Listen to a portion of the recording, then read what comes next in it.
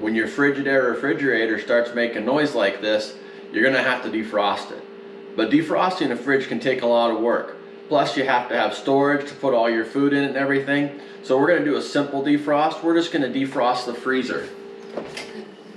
Or at least the ice maker anyways.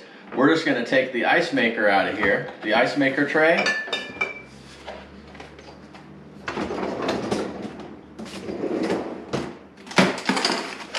Dump the ice down here, and then we'll just set this up on top of the freezer for a while.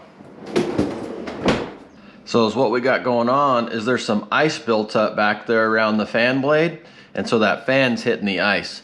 There's a thermostat back in there that will melt that ice to keep that from happening, but it doesn't seem to be doing its job all that well, so we're just gonna have to do it manually. If we leave this out here for a few days, or maybe a few weeks, I've had to leave it out for as long as a month.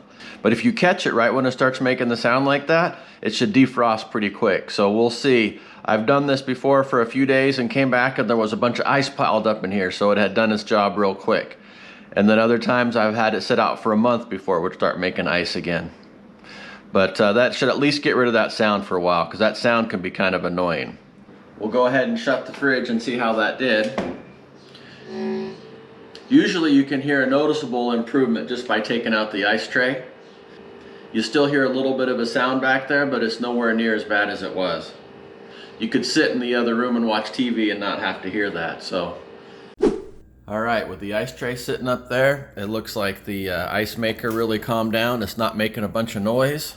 It's nice and quiet, and it started making ice again.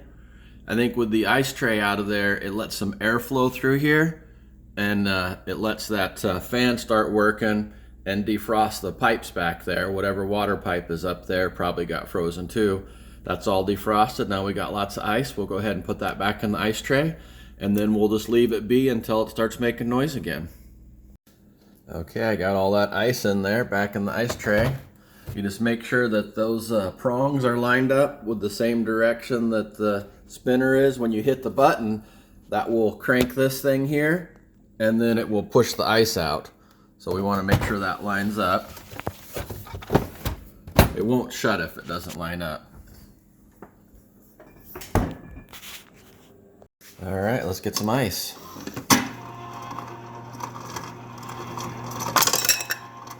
Looks like it's saying the filter needs to be replaced too, so we'll have to do that as well.